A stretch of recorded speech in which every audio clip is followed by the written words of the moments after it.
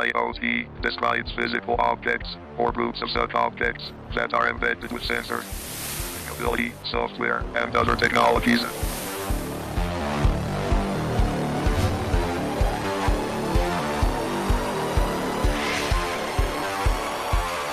Welcome to the revolution.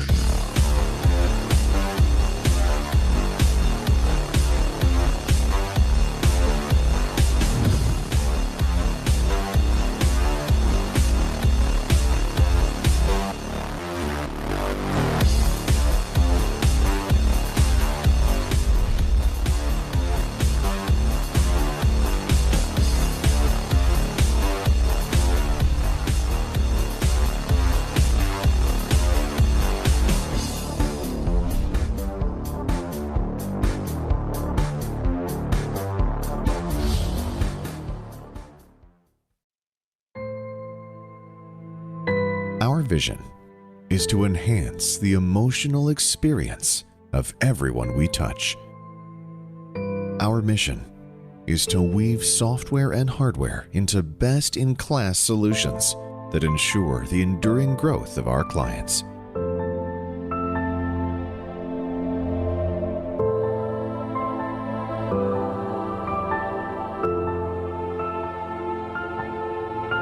At Zone 24/7, we are committed to support our Fortune 1000 clientele, design the future in retail and high-tech industries. Our passion is fueling inspiration and enriching the lives of the people we meet throughout our journey from our expertise in engineering. We at Zone 24/7 provide the best of the breed technologies to our clients. Our DNA within our organization is to provide disruptive technologies which will change the way our clients perform and thereby making them highly successful. Most important, all these solutions we try to deliver on time and on budget. Our solutions come from throughout the world. We tend to bridge the relationships within Silicon Valley and the rest of the world, whereby we use our talent pool in Sri Lanka as well as our partner technology companies throughout the world.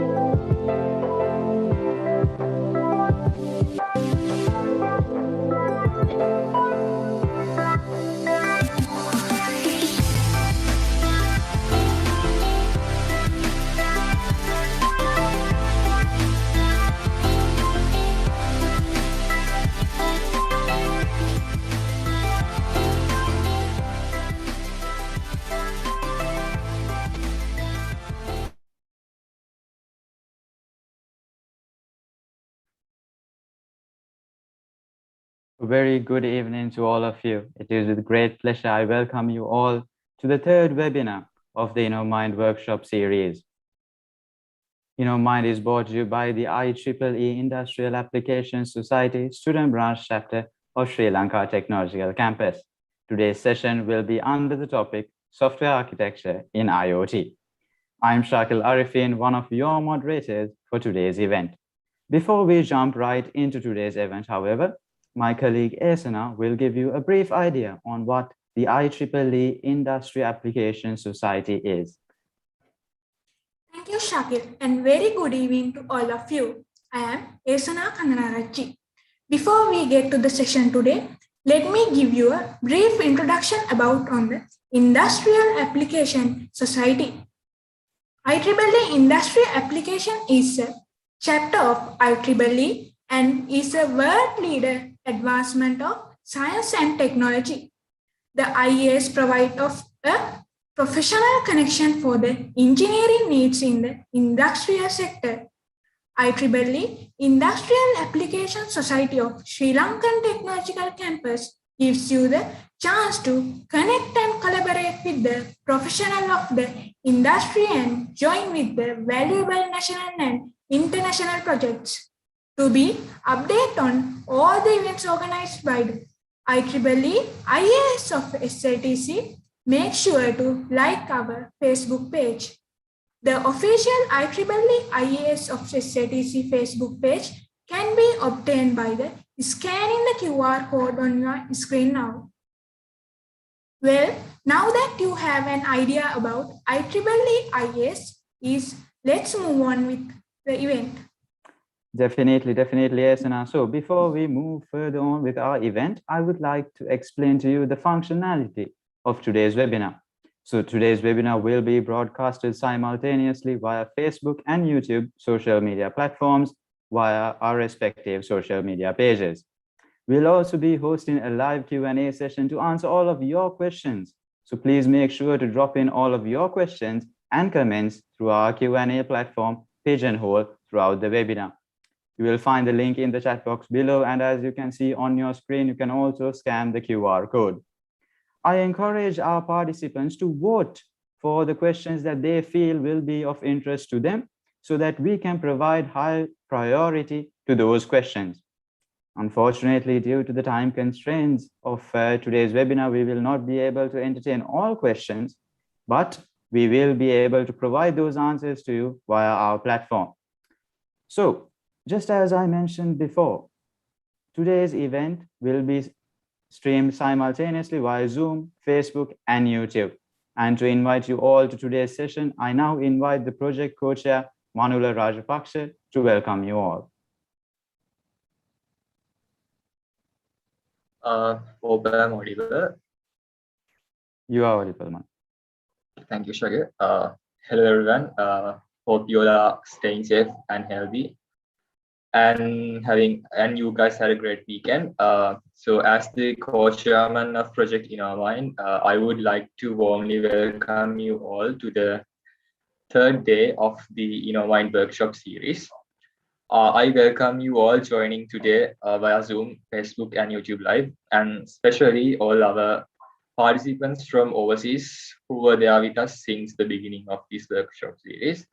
And I warmly welcome our guest speaker for today's session, Mr. Isuru Samarasinghe, who has dedicated his valuable time to share his knowledge and experiences with you all to upgrade your knowledge on today's topic. And I know today's weather condition is not good because it's raining and there are heavy winds. And so thank you very much for being here right now. And don't worry because you can watch the recording of today's session from our official YouTube channel and official Facebook page. So with that, I would also like to remind Impact IT Solutions, the gold partner for Microsoft, who is the gold sponsor of InnovMind. Without their financial support, this project might not have reached this much of success. And I would also like to welcome our project advisors, executive committee members of IEEE Student Branch of Sri Lanka Technological Campus and IEEE Industry Application Society Student Branch Chapter of Sri Lanka Technological Campus, and all our fellow IEEEans. And as we have informed you all, we'll be having the competition, which will be in a mode of an ideathon as the third phase of Project InnovMind. And we will provide you with all the details regarding the competition tomorrow through our social media platforms. So I know that you guys are interested in participating in the competition. So stay in touch with our social media platforms, and we'll update you with the latest details. So without wasting much time, now let's focus on today's session. And I hope you all will enjoy it. So thank you very much. Over to you, Isana. Thank you, Manula. Now it's time for the most awaited segment of the webinar, the guest speech. Our guest speaker, currently works as a staff engineer and cloud specialist, AWS at Nagarro Private Limited. He worked as a tech lead at Zone 24/7, where he won the Best Managed Project Award in 2019. Our guest speaker for today's webinar, Mr. Isuru Samarasinghe, sir. I invite you to take over the session. Sir, over to you. Yeah, thank you, Asana. So,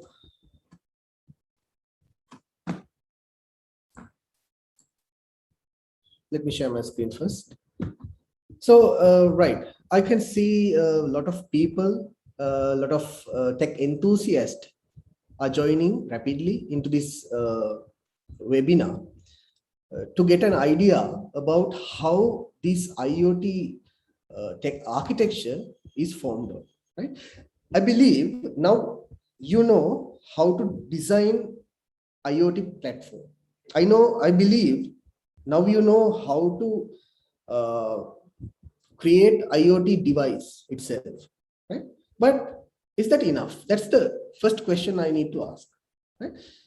That's why I'm making sure that you will get a better understanding about how to make a real architecture, how to think about the IoT industry or a platform in a manner where we can sustain our requirements and also without any issues, right?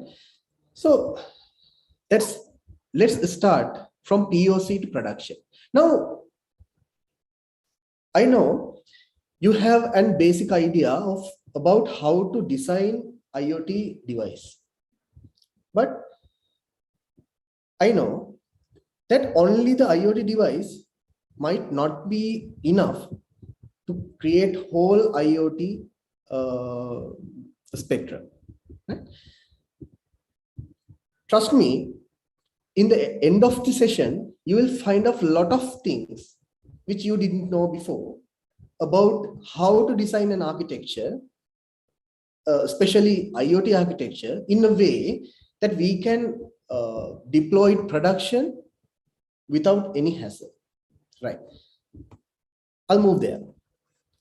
Now you can see it's really nice, right? So you can see a lot of beautiful boxes. Here you have green color boxes, you have yellow color boxes, right? I know most of you don't understand what this contains. Trust me, at the end of this session, you will understand everything drawn into this diagram. So you will be able to rationalize, you will be able to identify why those components are really required in the architecture and why these are required to be in this architecture. What are the purpose of those building blocks, right?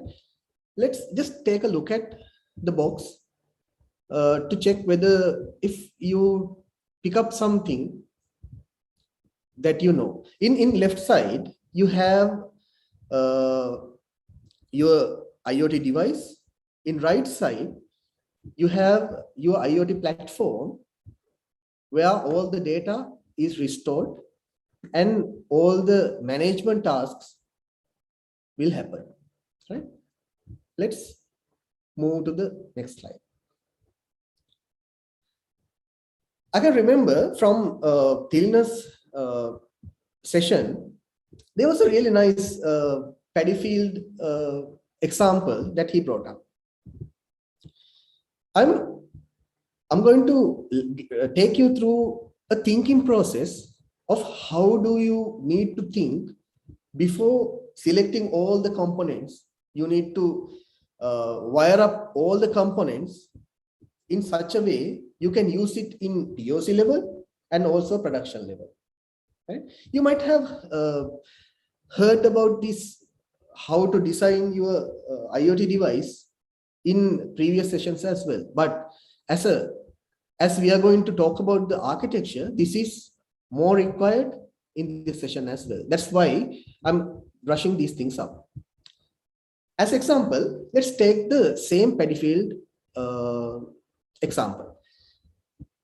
You are required to create an IoT device which can sense the pH value from the paddy field, and it should be able to send all these data captured from the sensors into IoT platform.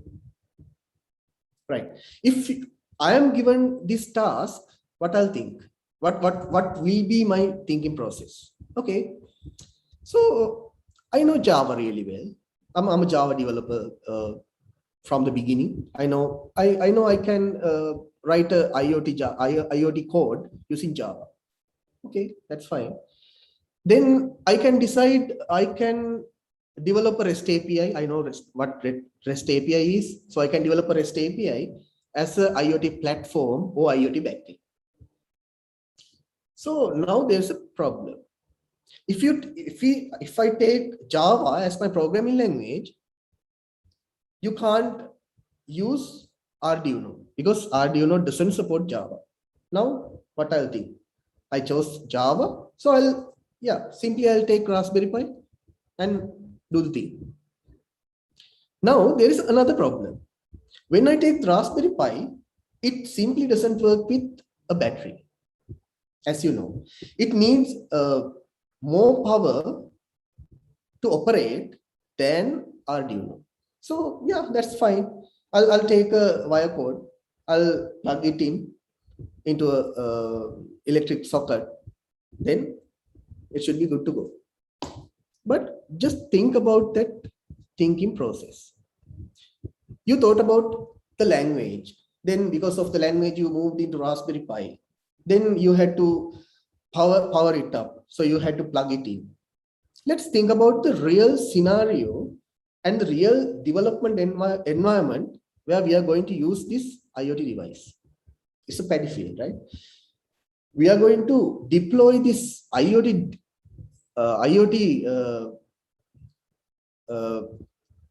device into a paddy field. What are the problems that you are going to get? First thing is you can't plug your Raspberry Pi or your whole IoT device into a power socket. That's the first thing that you will get. So let's say if you want to plug it in, so then you will end up converting the paddy field into some power grid, right? So you'll have to, let's say you are deploying 1,000 IoT devices into your paddy field, you'll have to wire everything up, right? That doesn't serve the purpose. That's the difference between POC. As a POC, it will work. Everything will work. Sensor will be able to capture the data, and processing units will be able to process the data and also send data into backend. But in real scenario, in real production environment, it won't work. Then how do we think through this problem? What's the criteria? Let's talk about the criteria first. What was the initial requirement you had? Initial requirement was you need to capture pH values using a sensor and send it to the backend. What's the primary purpose? Capturing pH values. Let's start from the most required component, most primary requirement, which is the sensor or actuator. Right? Let's say if you build up everything, but you have the Raspberry, you wrote the application, and you have the IoT backend, and you create all the other things other than the sensor. If you don't have the sensor, that whole IoT thing doesn't have any meaning. It's useless, right? Let's start from the most required component. Previously, I started from the language, right? That's one of the bad thing people do when they want to decide or design IoT device. Let's start from the most required component, which is the sensor. What you need to do, you need to go and find different vendors or different manufacturers of that sensor. There will be a lot of manufacturers, so you can either search online or you can directly contact them and get an idea what's the correct sensor that you need for the requirement. Then you will be able to select one sensor out of everything else. Now, what you need to do is just read everything in manuals, in specs, which are provided by the manufacturer or the vendor. Read everything from the beginning to end. Why I'm telling you to review this, because you can, by reading those manuals, by reading those documents, you can evaluate what's the required processing power. Because it will say it needs maybe 2 megabytes of RAM it will use. That kind of specifications will be there. And also you can decide on the language support. As examples, there are some sensors which has SDKs in it, right? You can easily integrate SDK into your application. So all the communication between sensor and the application will be far more easier. So as example, let's think if there is a sensor, the sensor you have selected has C or C++ SDK, but you don't have Java SDK. That will be a problem, right? So because of that, what you need to think of is, you need to think of what are the languages that support the sensor. Then you can decide on the language. It might be Java, I don't know. It might be C or C++. That depends. Then you have the sensor, and you know what's the minimum required processing power based on that all that documents. Then select the minimum required processor. Why I'm telling you to select minimum required processor? Reason is, you can even select your laptop. You can even select your Raspberry Pi or maybe Arduino. But you need to select the minimum required processor because you don't need to waste any of the processing power. And also because of that, you don't need to waste any of the electricity power that it has, right? That's why you need to select minimum required processor that you can select based on above criteria. Then you can decide on how to power the unit. It can be the batteries. It can be the batteries with solar powered one. You can decide on how to power the unit. So there are specific instructions has been given for the processing unit to how you can provide power to that processing unit, right? Now all the hardware things are over. Now you can you have everything you need, but now you need to think about a protocol, right? Protocol means you need to collect all the data, and those data should be transferred to another server or maybe IoT platform for further processing or storage, right? Selecting the protocol is not really easy. That might depend on the requirement. What are you going to do, right? And also the processor support. Some processors don't support some protocols, right? You need to consider those as well. And some protocols taking so much power, and it will drain your batteries in a minute or two, right? That's the criteria. So now I'll give you another example. IoT for generator. Now we know how to select our sensors, how to select our processing units, language, and how to select our protocol based on the criteria. Let's think about the IoT generator. In previous case, you couldn't power up all the processing units using a cable, but this is a generator. Keep that in mind, this is a generator. So there is no limitation of power. You can easily plug it into the generator, or even you can bundle a huge battery with the generator as well. You will have a lot of power. So the power will not be a critical thing here, but just follow the criteria. Let's start from the sensor. You need to create a temperature sensor. You need to create an IoT device which can sense the temperature of the generator and send it to the IoT device, IoT platform. Right? Let's start from the sensor. Let's take a sensor. Then we can find out it supports C. It has support for C and also Arduino.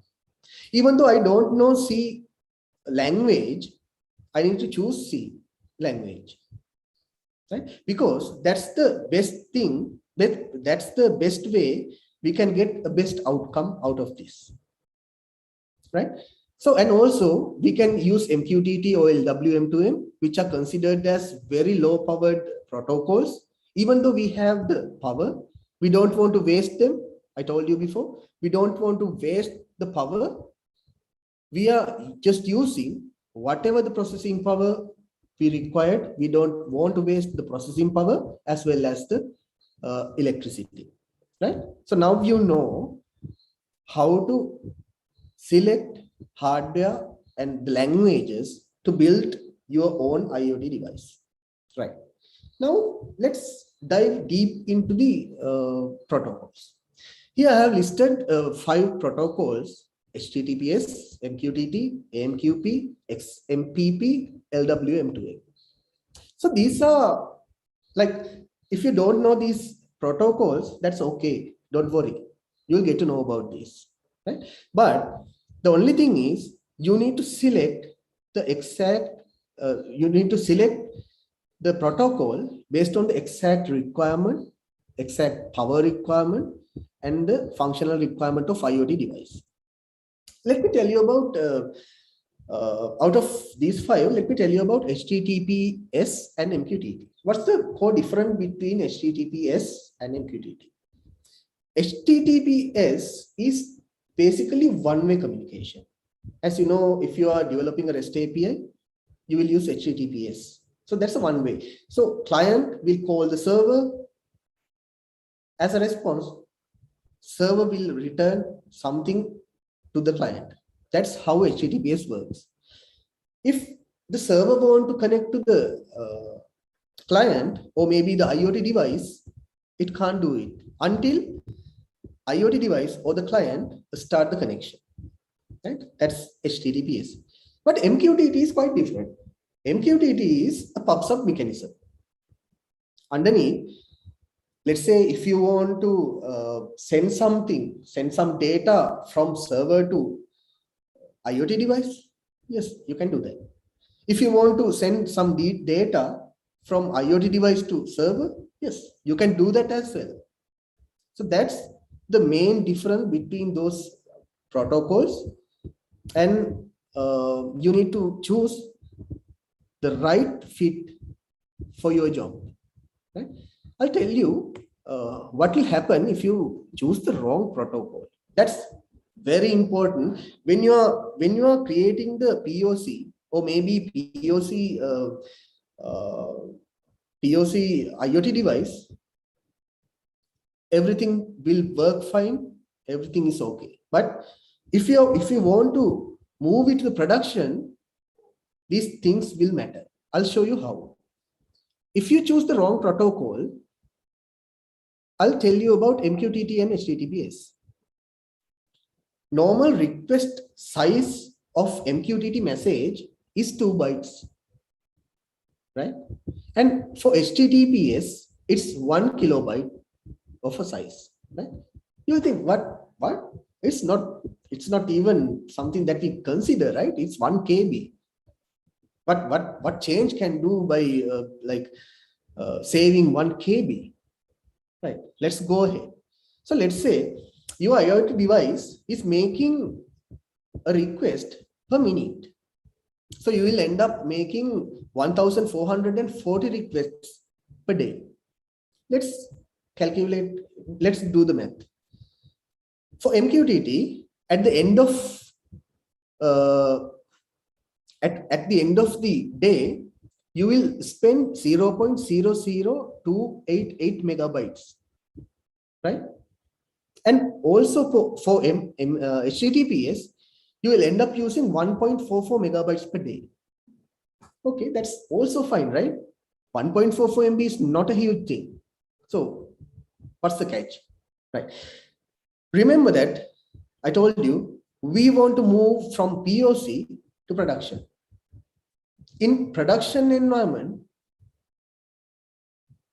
you will have thousands of IoT devices deployed all over your paddy field to measure the pH value of that paddy field. Right? As example, let's say 100 devices. If you have 100 devices, if you use MQTT, it will take 8.67 megabytes. But what happens when you use HTTPS? If you have 100 devices per month, you will end up using 4 gigabytes. That's the difference. So you won't feel it until the problem, like a problem becomes the problem, right? I mean, until you face the problem, you won't see that coming. That's why you need to choose these protocols wisely from the beginning, from the POC level as well. So now I'm trying to give you a little help. Okay, so you are trying to build up an IoT device. I believe you have all the required knowledge you need to build up an IoT device. So the issue is you don't have a IoT platform to connect to, right? So I'll give you a hint. There are 2 solutions. You can, even without spending a penny, you can use cloud solutions. There are cloud solutions, a lot of cloud solutions out there, including cloud giants, AWS, Azure, as well as Google. There are a lot of cloud solutions out there where you can use either free tier, or maybe you can use your free credits to connect your IoT devices into those cloud. Then there is another solution, which is you can use open source solutions to connect your IoT devices. I'm not going into the cloud solutions part. So I'll dive into open source solutions, right? Today, I selected one of the great open source solutions out there, which is namingly ThingsBoard, right? Let's have a look at the ThingsBoard here, right? This is the ThingsBoard. Just note down this URL.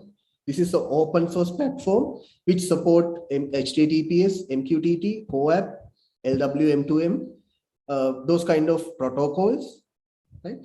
This is open source and freely available. You can even, with this URL, you can go to their demo servers and you can connect your applications or IoT devices, and you can test out your deployment, right? And also you can download the package into your Windows or Linux computer, and you can run this there, right? You don't have to build everything from the scratch. If you have the IoT device, you can use this kind of pre-built solution out there. Okay. Let me show you. I have a small script, I have a small demo for you. Like I have IoT device simulation prepared. So you will see how these interactions are happening. What are the features that you can use in this things board environment, right? Okay. Now, since my device is running, let me show you the device view, right? You have details here, which we can add basic details to uniquely identify what's the IoT devices. Then you have attributes, and then you have latest telemetries. If you go there, you will see you have the parameters which are sent from the IoT device. In my case, it's the simulated IoT device, right? If you take a look at these values, you can see those values are getting updated real time, right? Those are the values captured by my simulated IoT device, and it will getting updated real time. So, but if you think about the IoT solution, you are missing something here, right? You have all the data, you have key value, it's kind of a table, and you have the key like conductivity, and you have the value, you can see them, yes. What's missing here? What do you think? What's missing here? Right. What's missing here is the presentation. Here, those data is available, but those are not present in a way that you can understand, right? So let me show you a way that you can use this things board to visualize your data in more beautiful way, right? I have prepared a demonstration dashboard here. Here you can see all the presentation it has, right? It'll real-time update the temperature based on the values that are sent from the IoT device, and it will represent pH values and salinity as well. You can compare these values using this dashboard, right?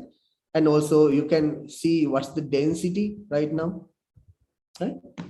This is a way, this is a useful tool that you can use. Let me show you. I have used 3 widgets here, but you have whole lot of widgets available in this solution, right? Even you have Gpio widgets. I believe that you know what Gpio widgets, I mean, what Gpio is. And also even you can integrate maps, and you can show where your device is right now. These kind of details you can easily present with this solution, right? Let me stop the simulation and let's go to the presentation again, right? So now you have, let's assume you have the IoT device with you, and now with the things board, you have the IoT platform as well, right? But let me tell you, that's not enough, because now we have the real problems to solve. Today I'll let you know about the real problems in production environment in IoT scenario, right? In Iceberg, those are the 90% of problems. I'm talking about the 90% of problems which are underneath the board. Let's go there. As we take the previous example, right? You had the IoT device here. Now let's say you integrated it with ThingsBoard or any other IoT platform. Now you are getting all the required details, right? You can see all the details using your fancy dashboards, and you can do everything, right? But let's think about this. You deploy your IoT device in a paddy field, and you come and take a nap.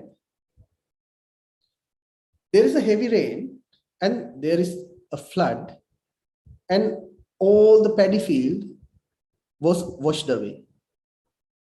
That's funny, right?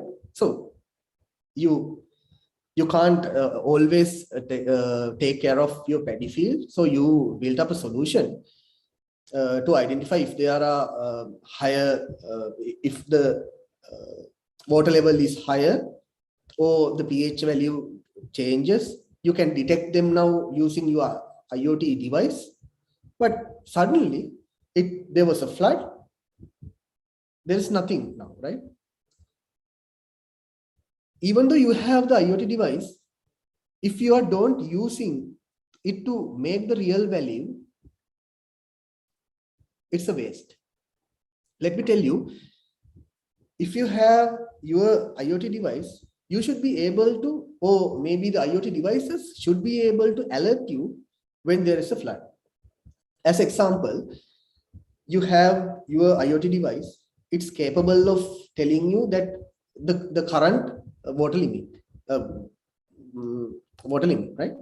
So now if you don't stare at the dashboard, right? If you are not in front of the dashboard, how you are going to find out that there is a water level increase or whether there is a flood or any other thing, right? Your IoT device is capable of identifying that, but the IoT platform has no way of notifying you about these scenarios. Let me tell you, let me show you another cool feature in this things board, which we call rule chains, right? I'll show you an example rule chain where we can use these rule chains to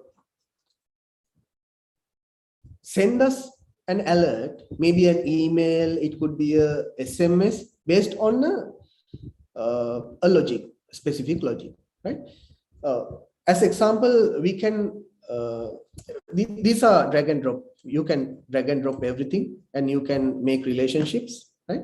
So you can tell this rule chain, if the water level is has gone up above the certain threshold value, just send me an email. I'll show you that there are, hope you can see that, right?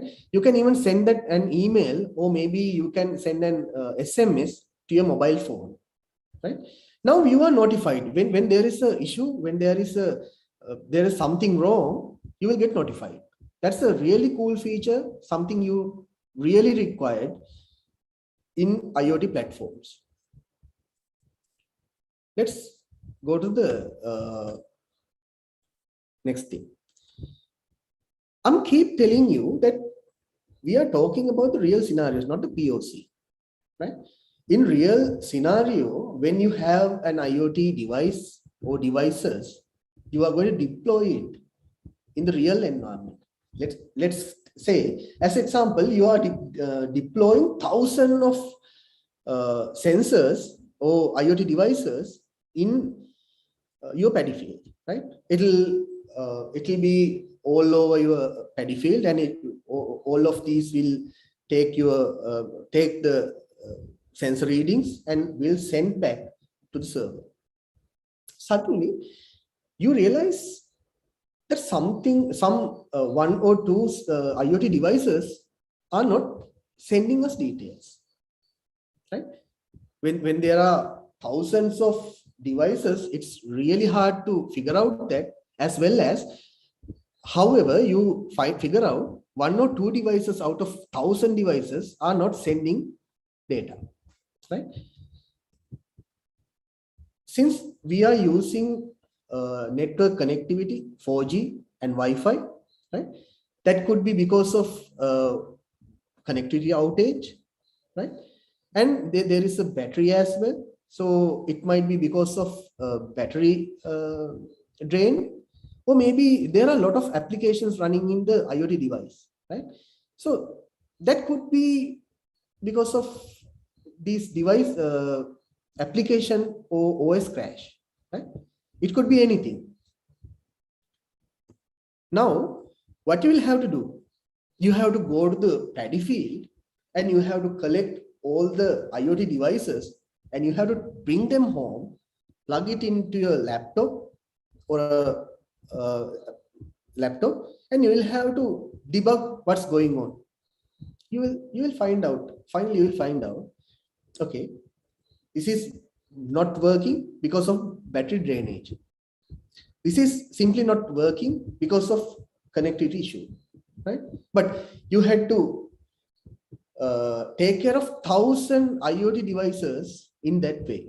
If any one or two or all 1,000 devices fail, you will have to go there and you will have to bring them all, plug it in, and check or debug what's happened.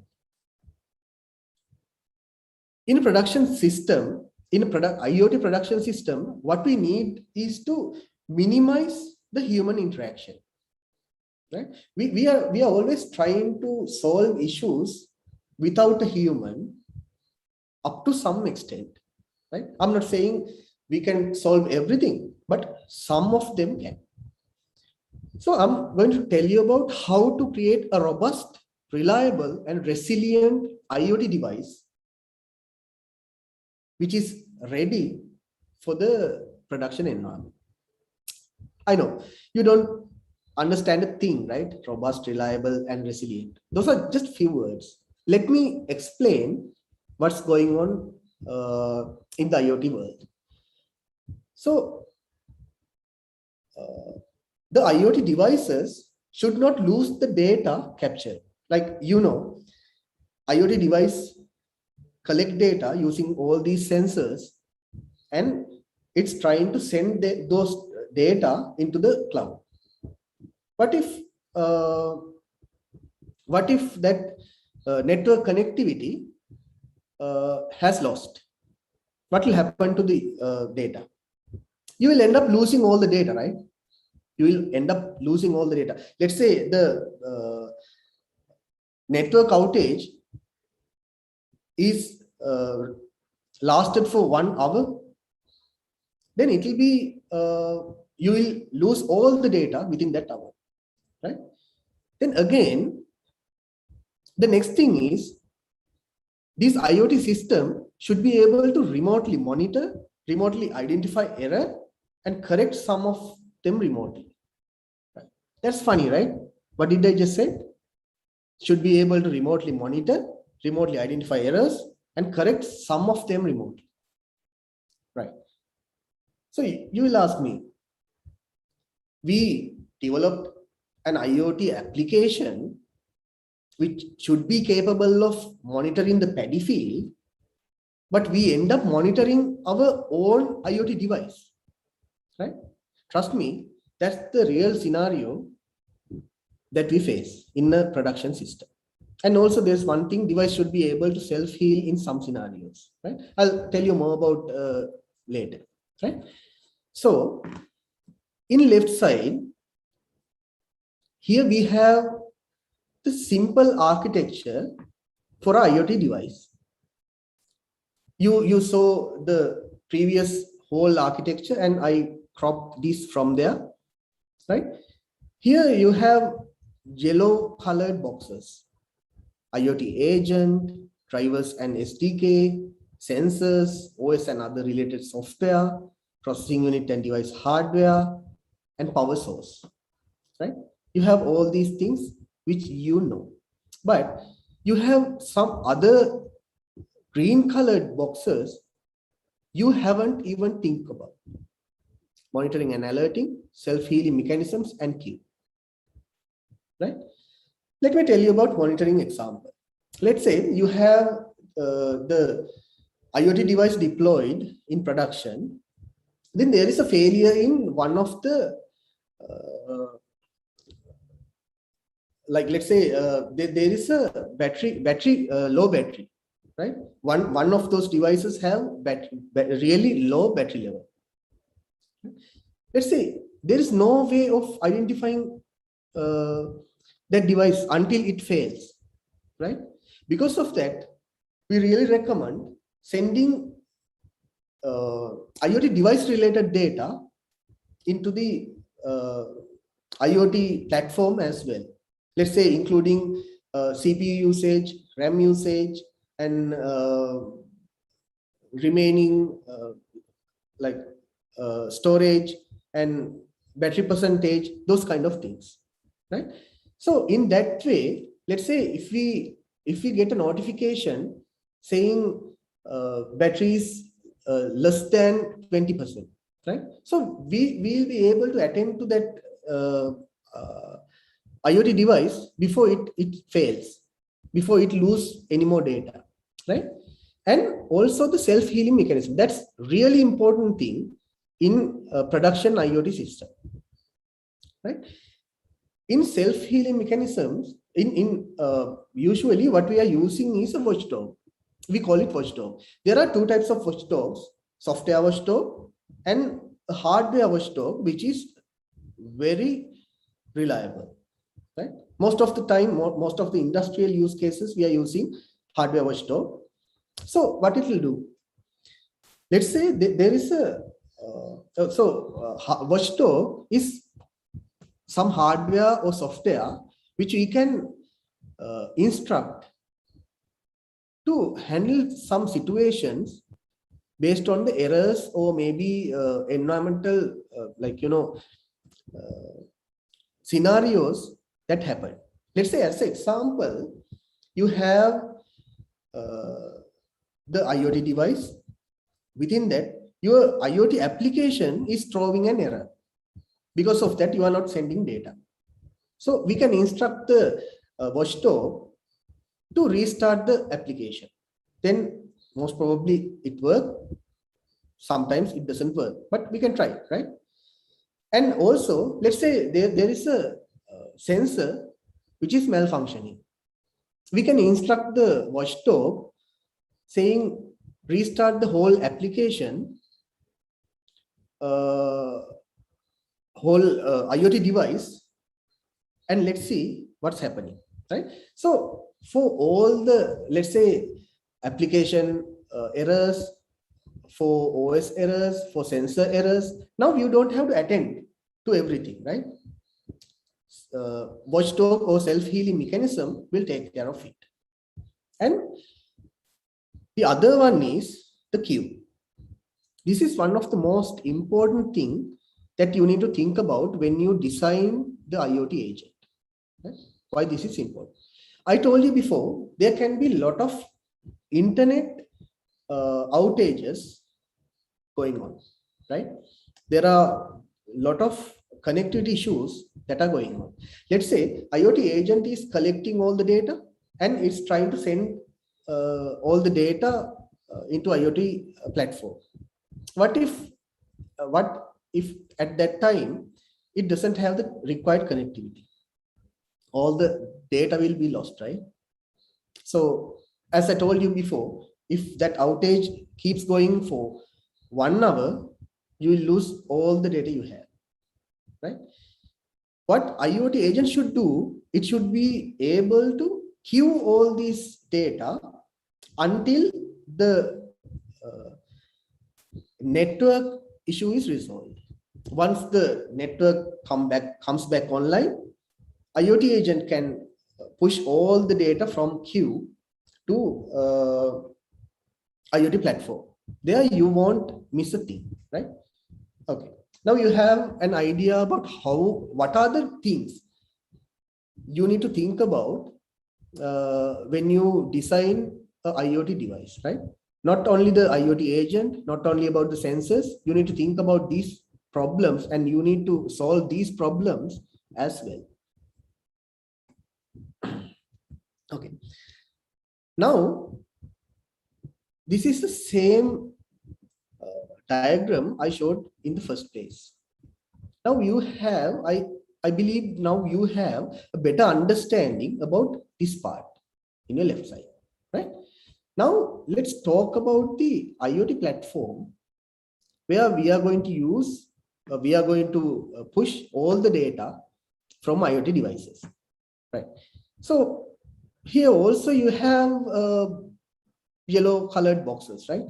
Management UI or mobile app, which you have fancy dashboards and everything. And there's IoT gateway. It should support, it should support several protocols and everything. You know what core application is. It will take the data and do some processing and save the data in these databases, right? You know some of the things. Let me tell you, what are the other things that you need to think about while you are creating a IoT gateway or maybe IoT platform, right? So first thing is a command publishing. As example, let's say you will see you have deployed thousands of IoT devices into your paddy field. Now you suddenly think you need to turn off one of the sensors from that IoT device. You have thousands of IoT devices deployed, and you need to turn off one sensor of all these 1,000 devices. What's the option that you have? You will go to the paddy field, collect all the 1,000 IoT devices, bring it home, plug it, change, remove the codes that you need to turn off the sensor, and then deploy it again, right? You can't do that. So now, you know, there are some situations where we need to send commands to the IoT device or maybe whole IoT device fleet. That's why you need to think about this IoT agent when you design it. This IoT agent should be able to take commands from publisher, and it should be capable of act upon it, right? And also, I also already told about the rule engines. I'll move into OTA update manager, right? OTA update manager. That's one of the most important things that people miss out. You know what OT update is, right? OT update means over the air updates. So when you have a fleet of IoT devices, you can't take one by one and you can't install the update. As example, you are creating an IoT application. It is deployed in the IoT device, right? After 2 or 3 weeks, you found out there is a bug in your IoT agent in the application you deployed, right? Now you want to update, you want to fix the bug and deploy it into the IoT devices, right? Again, you will have to go pick everything up, take you home, plug it in, update the softwares, and deploy them back. Can you do that? It will take weeks to do that, right? It's not possible in a production environment to attend to one by one all the IoT devices one by one. So that's where OT update is really important in IoT platform. So what it will do is we'll be able to upload the software package. It can be a software, it can be a IoT agent, it can be a driver, it can be a OS even. Right? We can upload the software package. Then the IoT agent should be capable of executing or updating these platforms. Right? You should think about. You should be able to execute those update commands using IoT agent, which IoT agent should be able to download the package and unzip it maybe. So these kind of actions should be integrated into this IoT agent. Right? That's OTA update. Now, there is a device configuration manager. Why do we need it? In device configuration manager, what you are maintaining is the device configuration for each of the IoT devices. As example, the IoT device is configured in a way it will send you the details or sensor readings every 5 minutes. let's say after some time you think, okay, that's not enough. Every 5 minutes is not enough. I need to get those details for every 1 minute. Again, there's an issue, right? In production deployment, if you have a lot of devices deployed, it's not possible at all. Right? That's why you need to have a device configuration manager in your IoT platform. So you can change the configuration from the device, from the IoT platform. So it will automatically propagate to this IoT agent. And also you need to write this IoT agent in a way that it can download the configuration and apply the configuration, right? Okay, so how many of you thought about these additional things in your previous design?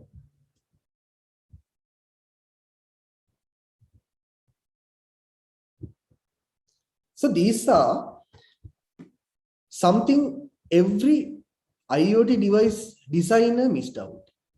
So because of that, if you take a look at these yellow colored boxes, yes, you can build a IoT device and you can build a IoT platform only using these yellow colored boxes. But definitely it will fail in a production environment, because the same reason I told you before, when there are a lot of IoT devices available, when there are a fleet of devices, you can't attend to those devices one by one, right? That's the issue that we have, right? Now you have the IoT device, you have monitoring and alerting, self-healing mechanisms, queues built into it, and you have the nice IoT platform as well, right? Now you can sync the sensor data from IoT devices into IoT platform. You have all the data, right? But what you're going to do with it? Let's say you have the pH value 7, right? You have the oxygen level, let's say 40. You have all this data, right? But the main problem is you need to think about how you are going to use those data. Right? There are multiple ways that you can use these data. You can either post-process this data to create the information, right, you require. Let's say you processed all these data and you identify where are the places you need to add fertilizers. You analyze all the data, you do the post-processing, and you provide suggestions based on that. You need to water this place, you need to add water this place. That's the real beauty and that's the real usage of having IoT system. It's not about creating IoT device, and it's not about sending all the data, right? Actual value lies within those components, right? So now this is the IoT architecture I started from. Now I believe all of you know what are the things that you missed out when you had the first thought. Did you think about monitoring? Did you even knew why monitoring is important? Why do we need a queue? Right? That's what I needed to I need you to learn when you are designing IoT architecture. It's not about just a device sending details, right? In production system, there will be a lot of failures, right? There should be a mechanisms to resolve those issues built in to the IoT device. Right. I hope everyone got what is IoT architecture is. So now I think it's over. It's, I think, time to take in questions.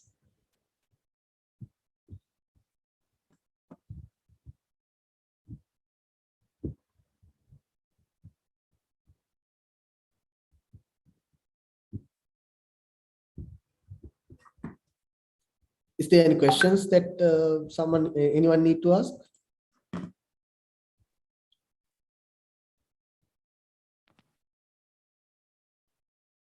Very sorry about that. A couple of technical difficulties. Yes, well, if this has brought us to the end of this session, we will be going on to the Q&A session, sir. So before that, I would like to thank you once again, sir, for joining us in this session today. So I'm pretty sure all of you have a lot of questions. I once again ask you to join us in this Q&A session and to drop it in the Q&A platform Pigeonhole. So let's get right to it, isn't it? So are you ready for the question? Yeah. So the first question, sir, is how about doing the same Paddy project in AWS? Can you tell me about Aws Lambda? Right. Okay. So IoT doesn't directly relate with the Aws Lambda, right? So Aws Lambda is something that you can build serverless applications. It can take, you know, some information and process them. It's kind of a serverless application, right? You need to write all these codes to run this. You just don't need a server to run those. But I don't see a direct relationship between IoT and Aws Lambda. And also, but there is one thing. So you can always use Aws Lambda to post-process the data, as well as you know, make some alerts, emails, and do that kind of stuff. But there is no direct link between Aws Lambda and the IoT systems. Thank you very much. I believe that answers the question. So moving on to the next question. So a couple of our participants have asked if after this Q&A session, if your session will continue, or is your session done from now? Yeah, my session will be done from now. Sure, sir. So the next question, sir, is what is the difference between Python and Micropython? Right. So that's actually the same thing, right? Let's say you have, I'll tell you about the environment, right? So Python and Micropython, in what's different here, there is the library. So in Micropython, it doesn't have most of the libraries pre-available, but you can always bundle up all the required bundles with Micropython. Thank you very much, sir. So the next question, what software could we use to measure and compare Rssi values between devices such as two ESP modules in M2M communication? Also, are there any low power techniques when using M2M? Right. So when you talk about M2M, one protocol that I talked about is LWM2M, which is we call LoRaWAN M2M. So that is, I think, as I encountered, that's the most less power consuming protocol, which is really lightweight, that it's actually built upon the LoRaWAN, It's another protocol, communication protocol or networking protocol that is really lightweight. So thank you very much, sir. So the next question is, what is method to create a user interface that can post-process the data obtained by the IoT device? Right.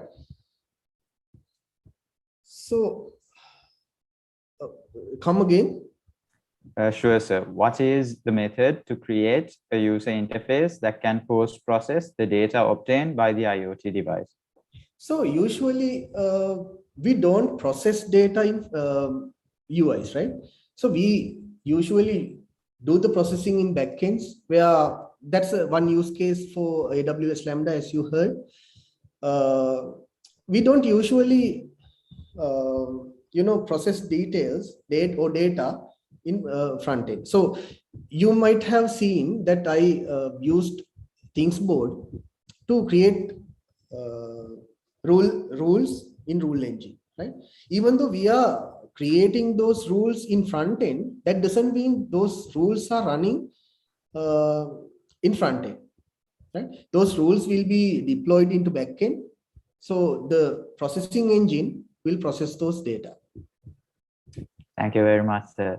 So the next question, if we use low-level languages like assembly or C, will there be any difference about power consumption comparing to a device that is programmed with a higher level language? Right, that depends. When you want to select a language, right? If you are selecting a low-level language, what will happen is the device don't have to have a runtime environment to run those programs. Let's say, as example, if you take Java, you need to install Java JRE or Java runtime environment to run Java applications, right? So there is your application, and also you need to run JRE itself to run those kind of languages. I mean, those kind of applications. But when it comes to C or C++, those will be converted directly to machine language. So the machine doesn't need anything else to run those applications. That's why those are lightweight and less power consuming. Thank you very much, sir. So the next question, what are the sources to learn more about these IoT software architecture? Right. One of the places that you can learn is you can do AWS certification. That's there you have, and yeah, it's available in AWS certification, and there is a Google Cloud certification as well, as far as I know. Yeah, you can use those places. Those are really nice tutorials. Those are really nice courses. You can learn a lot from these.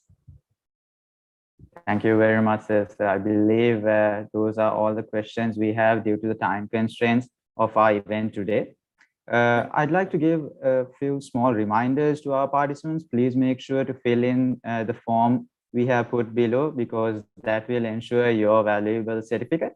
And also, if there are any questions that we weren't able to get to, unfortunately, due to the time constraints, please make sure to check the Pigeonhole platform. We will make sure those questions are answered to you. Well, with that being said, brings us to the end of the Q&A session. So over to you, Esana. Yeah, Shakil. I believe today was another exciting day, and I personally learned a lot of things about our topic today. A huge thank you to our guest speaker, Mr. Isuru Samarasinghe, sir, for taking time out of his busy schedule and gracing us with present here today. Sir, to show our appreciation for the support and dedication you have shown to make today's session a success, the organizing committee of InnovMind would like to issue a virtual token of appreciation. Sir, please accept our token of appreciation. Right. Thank you very much, Esana, for the the token of appreciation. And I would like to say that this is one of the best organized sessions that are like I've seen in a long time. I really appreciate it.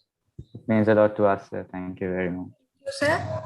Thank you for accepting the token. Sir, we have one small request from you. In order to remember this moment in the future, would you join us for a photograph? Right. We would be grateful if participants switch on their cameras and join with us for a photo.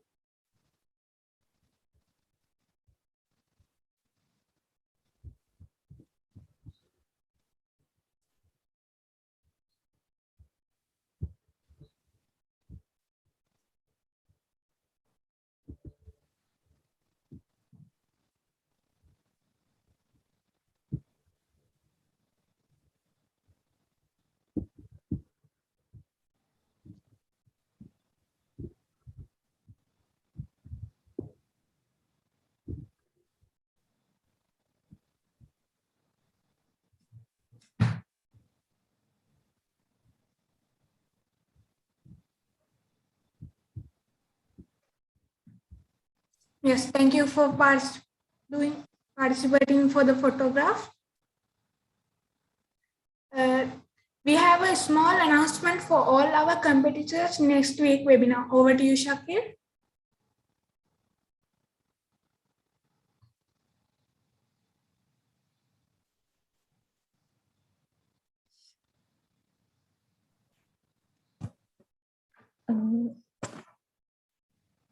I think Shakir has gone because of a technical issue. It's okay. So I want to appreciate everyone who was with us during the session. And I'm the co-chairman of InnovMind. And I appreciate you all who are with us during the session, and appreciate you all who are with us from the beginning with the session. And this is not the end. We have another session on 3rd of October. And also I want to announce you about our competition. Competition will start from tomorrow onwards, and you'll be able to have an email regarding the competition, and also from the WhatsApp groups and from our official Facebook page, you will be updated about our competition. So don't mind about what is the rules and regulations and so on. We will be announced you, and we will be update you about all the details of competition from tomorrow.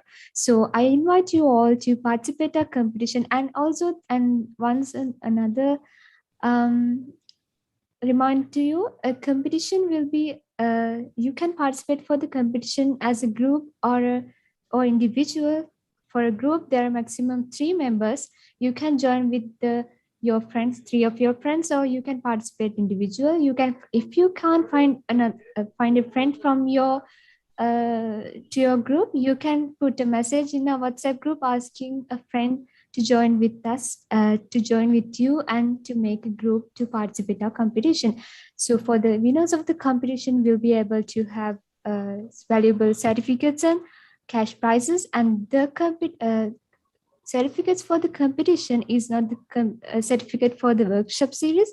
You'll be able to get another certificate for the participation for the workshop series, and also you'll be able to get a certificate for the participation for the competition. So that is the update I want to tell you about the InnovMind project, InnovMind, the future updates about the project. So I think for conclude the session, our Shakir have faced to a technical issue. So I'm going to conclude our session. So thank you all who joined with us. Stay safe and take care. Let's meet with you another session on 3rd of October. Thank you all. Have a nice day. Thank you guys. Stay safe and